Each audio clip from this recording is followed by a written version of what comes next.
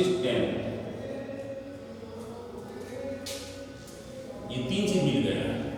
Graph कैसा होगा, solution कैसा होगा और इक्वेशन कैसा है, कंसिस्टेंट या इनकंसिस्टेंट। दूसरा, अगर a1/a2 is equal to b1/b2। अच्छा, ये भी समझ लें कि अगर ये दोनों इक्वल नहीं है तो हमारा c1/c2 निकालने की कोई जरूरत नहीं है, क्योंकि उसकी कोई आवश्यकता ही नहीं है। वो बराबर हो जाए अथवा बराबर न हो तो उसको देखना ही नहीं है। सिर्फ ये दोनों को हमने देख लिया कि a1/a2 is not equal to b1/b2। अगर नहीं इक्वल है तो सॉल्यूशन जो होगा यूनिक होगा, यानी एक one and only one solution, x का जो होगा और y का जो होगा, बस इसके अलावा कोई दूसरा सॉल्यूशन नहीं है।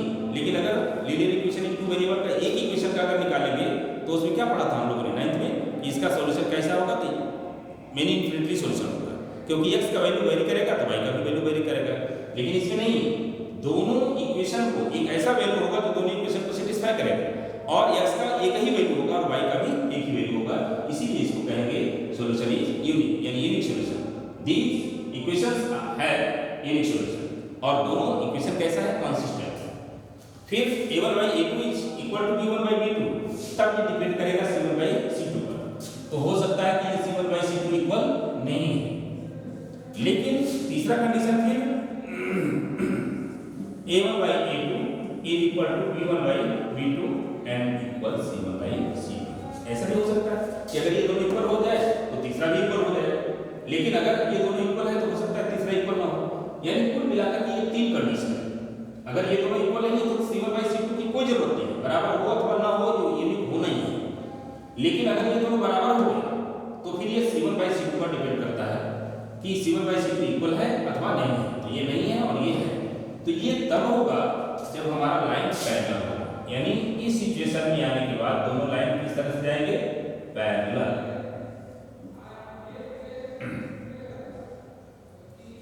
आगे समझ में, ये इंटरसेक्टिंग लाइन, ये पैरेलल लाइन, तब इसमें क्या कहेंगे, जब दोनों एक दूसरे को मीट ही नहीं करेगा तो नो सॉल्यूशन।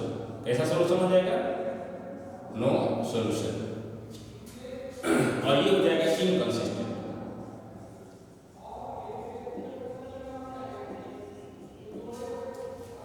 लेकिन जब तीसरा condition a1/a2 is equal to b1/b2 that equal c1/c2, ये तीनों अगर इक्वल हो जाए तो इसमें एक लाइन के ऊपर दूसरा लाइन भी ओवरलैप हो जाएगा।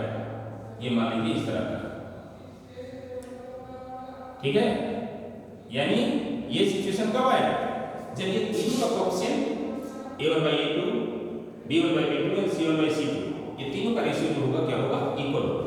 तो इस तरह का लाइन मिलेगा, एक लाइन में दूसरा लाइन ओवरलैप करेगा, एकदम एक भी रत्ती इधर उधर, यानी एक भी मिलीमीटर जो भी छोटी इकाई हो सकती है इधर उधर एकदम नहीं होगा, सेम दोनों का वैल्यू मिलेगा। तो इसमें हो जाएगा मेनी इन्फिनिटी सॉल्यूशन।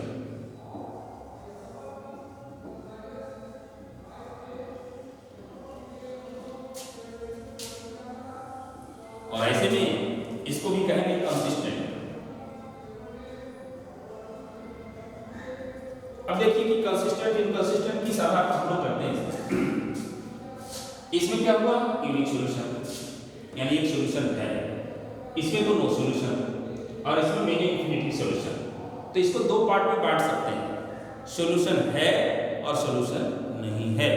तो सॉल्यूशन है में ये भी आ गया और ये भी आ गया, ये दोनों आ गए। इसमें एक है और इसमें अनेक है, वन सॉल्यूशन और मेनी सॉल्यूशन। तो ये दोनों में है और ये नहीं है, तो है और नहीं है पर इसको डिस्ट्रीब्यूट करेंगे तो अगर है यानी वन है या मेनी है तो ये दोनों कंसिस्टेंट का है। इक्वेशंस कैसा होगा, कंसिस्टेंट, और ये कैसे हो गए तो इनकंसिस्टेंट हो गए। तो हम लोगों ने क्या पाया कि अगर a1/a2 is not equal to b1/b2 तो कोई पूछेगा कि सॉल्यूशन कैसा है तो यूनिक है, इक्वेशन कैसे हैं तो कंसिस्टेंट है दोनों, और ग्राफिकली रिप्रेजेंट करने पर कैसा प्राप्त होगा तो इंटरसेक्टिंग है। दूसरा है कि a1/a2 is equal to b1/b2 but not equal to c1/c2, तो हमारा ग्राफ जो बनेगा पैरेलल होगा, कहीं भी मिट नहीं करेगा। आगे पीछे जितना भी पढ़ा लें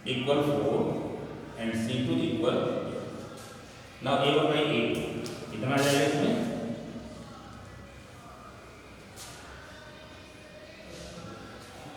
A1 by A2, A1 is 1 and A2 is 2, यहाँ पे 1 by 2 आ गया इसमें भी,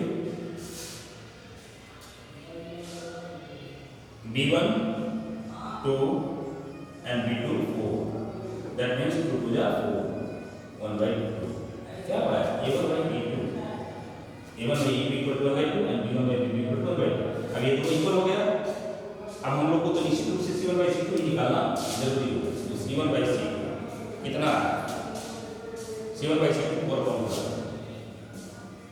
4 से जाएगा 1 by 3, हमने क्या पाया यहाँ पर, A1 by A2 is equal to B1 by B2, but